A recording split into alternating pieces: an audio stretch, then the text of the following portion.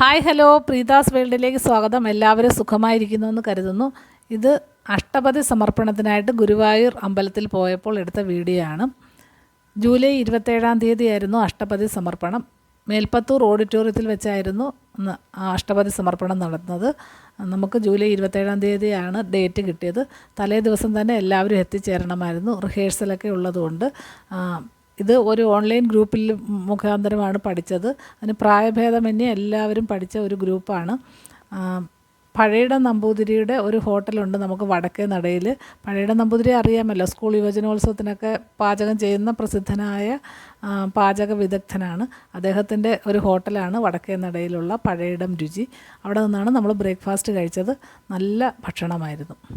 പിന്നീട് അതിൻ്റെ തൊട്ടടുത്ത് തന്നെയുള്ള ശ്രീവത്സം ഗസ്റ്റ് ഹൗസിനുള്ളിലാണ് ഈ മരപ്രഭുവിൻ്റെ ശില്പവും അതുപോലെ ഗുരുവായൂർ കേശവൻ്റെ ശില്പവും ഉള്ളത്. അത് കാണാനായിട്ട് ഞങ്ങൾ അങ്ങോട്ട് പോയി. മരപ്രഭുവിൻ്റെ ശില്പത്തിനൊരു ഐതിഹ്യമുണ്ട്. പൂന്താനം നമ്പൂതിരി വിഷ്ണു സഹസ്രനാമം എല്ലാ ദിവസവും ഗുരുവായൂരിലിരുന്ന് ചൊല്ലുക പതിവായിരുന്നു. ഒരു ദിവസം അദ്ദേഹം അമരപ്രഭു എന്ന് പറയുന്നതിന് പകരം മരപ്രഭു എന്ന് ഉച്ചരിക്കുകയും പണ്ഡിത ശ്രേഷ്ഠന്മാർ അദ്ദേഹത്തെ കളിയാക്കുകയും ചെയ്തു. അപ്പോൾ ഭഗവാൻ മരപ്രഭുവും ഞാനാണ്, അമരപ്രഭുവും ഞാനാണെന്ന് അരുളി ചെയ്യുകയുണ്ടായി. അതിൻ്റെ ഓർമ്മയ്ക്കായിട്ടാണ് ഈ മരപ്രഭുവിൻ്റെ ശില്പം നമ്മുടെ ഗുരുവായൂർ വടക്കേ നടയിലുള്ള ശ്രീവത്സം ഗസ്റ്റ് ഹൗസിൽ നിർമ്മിച്ചിരിക്കുന്നത്. അതുപോലെ ഗുരുവായൂർ കേശവൻ്റെ ചിത്രവും ഒരു ശില്പവുമുണ്ട്. പിന്നീട് ഞങ്ങൾ അമ്പലത്തിൽ വന്ന് കളഭവും അതേപോലെ പാൽപ്പായസവും ഒക്കെ നടത്തി. നല്ല ടേസ്റ്റ്, വളരെ നല്ല രുചിയുള്ള പാൽപ്പായസമാണ് ഗുരുവായൂർ അമ്പലത്തിലേത്. അതൊക്കെ നടത്തി. പിന്നെ യഥാശക്തി വഴിപാടുകളും ഒക്കെ നമ്മൾ നടത്തി. അതിനുശേഷം ഇസ്കോൺ ടെമ്പിളിൽ പോയി. ഇസ്കോൺ ടെമ്പിൾ എന്ന് പറഞ്ഞാൽ ലോർഡ് കൃഷ്ണ ടെമ്പിളാണ്. അത് ഇൻ്റർനാഷണൽ കൃഷ്ണ ഡിവോട്ടീസിൻ്റെ ഒരു ഗ്രൂപ്പാണ് ഇസ്കോൺ. അത് അവരുടെ ഒരു അമ്പലമാണ് ഇസ്കോൺ ടെമ്പിൾ എന്ന് പറയുന്നത്. ഇത് ഗുരുവായൂരിൽ നിന്ന് ഏകദേശം 10-22 കിലോമീറ്റർ അകലെ ഉള്ള ഒരു സ്ഥലമാണ്. സൗത്ത് വൃന്ദാവൻ എന്നാണ് ഈ സ്ഥലത്തിൻ്റെ പേര്. അവിടെയാണ് ഇസ്കോൺ ടെമ്പിൾ ഉള്ളത്. ഞാൻ ഇതുവരെ ഇസ്കോൺ ടെമ്പിൾ കണ്ടിട്ടില്ല. അങ്ങനെ കുറച്ച് പേരെല്ലാം കൂടെ ചേർന്ന ഒരു വണ്ടിയിലാണ് ഞങ്ങളവിടെ എത്തിച്ചേർന്നത്. വളരെ മനോഹരമായ ഒരു സ്ഥലമാണ് ഇസ്കോൺ ടെമ്പിൾ സ്ഥിതി ചെയ്യുന്ന സ്ഥലം. അതിനുള്ളിലുള്ള ഒരു ശില്പമാണിത്. യശോദാമ്മ കണ്ണനെ ഉരലിൽ കെട്ടിയിട്ടിരിക്കുന്ന ഒരു ശില്പമുണ്ട്.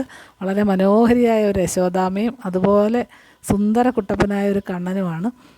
അതിന് കണ്ണനെ ഇങ്ങനെ ഉരലിൽ കെട്ടിയിട്ടിരിക്കുന്ന ഒരു മനോഹരമായ ശില്പം. ഞങ്ങളതൊക്കെ കണ്ടു, കുറച്ച് വീഡിയോ ഒക്കെ എടുത്തു. അതിൻ്റെ അടുത്ത് നിന്ന് കുറച്ച് ഫോട്ടോയും ഒക്കെ എടുത്തു.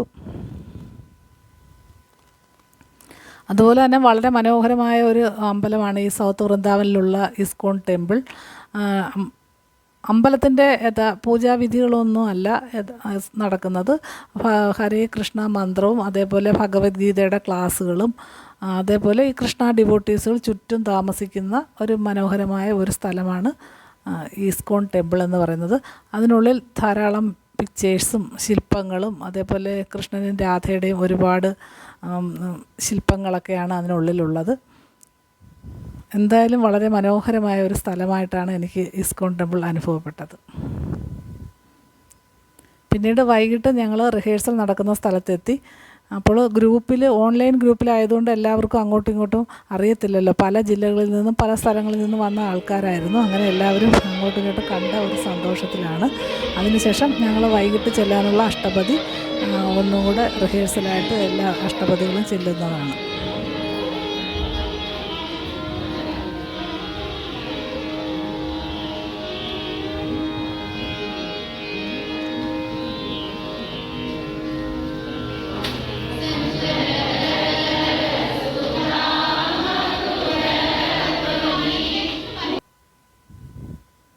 വൈകിട്ട് 8:45 നമ്മുടെ പ്രോഗ്രാം വെച്ചിരുന്നത്. പിന്നീട് അഷ്ടപതിയുടെ റിഹേഴ്സലിന് ശേഷം ടീച്ചർ എല്ലാവർക്കും ഒരു ഗിഫ്റ്റ് കൊടുക്കുന്നതാണ്. വളരെ മനോഹരമായ ഒരു ഗിഫ്റ്റായിരുന്നു നമുക്ക് എല്ലാവർക്കും ടീച്ചർ നൽകിയത്. അതുപോലെ തന്നെ ടീച്ചറിനും എല്ലാവരും ദക്ഷിണ കൊടുക്കുകയും അതേപോലെ ഗിഫ്റ്റുകളൊക്കെ ടീച്ചറിന് കൊടുക്കുകയും ചെയ്തു. വൈകിട്ട് എല്ലാവരും അമ്പലത്തിൽ നല്ല എത്രത്തോളം നന്നായിട്ട് ഒരുങ്ങാൻ പറ്റുമോ അതേപോലെ സുന്ദരികളായിട്ട് ഒരുങ്ങി വരണമെന്നാണ് പറഞ്ഞത്. അതേപോലെ എല്ലാവരും നന്നായിട്ട് ഒരുങ്ങി മുല്ലപ്പൂവൊക്കെ ചൂടി വൈകിട്ട് അമ്പലത്തിൽ വന്നതാണ്. പിന്നീട് 8:45 പ്രോഗ്രാം. അതിന് മുമ്പ് ഞങ്ങൾ കുറച്ച് വീഡിയോ ഒക്കെ ഫോട്ടോയും ഒക്കെ എടുക്കുന്നതാണ് കാണുന്നത്. പാടാനൊന്നും അറിയത്തില്ലെങ്കിലും ഭഗവാന്റെ കാരുണ്യം കൊണ്ട് നമുക്ക് മേൽപ്പത്തൂർ ഓഡിറ്റോറിയത്തിൽ ഇരിക്കാനും പാടാൻ അറിയത്തില്ലെങ്കിലും അവരുടെ കൂടെ ഇരിക്കാനൊക്കെ ഉള്ളൊരു ഭാഗ്യം ഒക്കെ കിട്ടിയത് തന്നെ ഭഗവാന്റെ ഒരു കാരുണ്യമായിട്ട് കരുതുന്നു. എന്തായാലും അതൊക്കെ നടക്കാൻ ഭഗവാൻ സഹായിച്ചതിൽ ഭഗവാനോട് ഒരുപാട് നന്ദി പറയുകയും ചെയ്യുകയാണ്.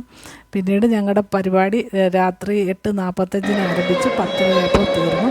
അത് നന്നായിട്ട് പരിപാടി ഭംഗിയായിട്ട് അവതരിപ്പിക്കാനും എല്ലാവർക്കും അതിൽ പങ്കെടുക്കാനും കഴിഞ്ഞു. ഏറ്റവും ഫ്രണ്ടിലൊക്കെ നന്നായിട്ട് പാടുന്ന ആൾക്കാരാണ് ഇരിക്കുന്നത്. ഞങ്ങളൊക്കെ കുറച്ച് ബാക്കിലോട്ടാണ് ഇരുന്നത്. എങ്കിലും എല്ലാവരും അതിൽ പങ്കെടുക്കാൻ പറ്റി. അതാണ് ഏറ്റവും വലിയൊരു ഭാഗ്യം.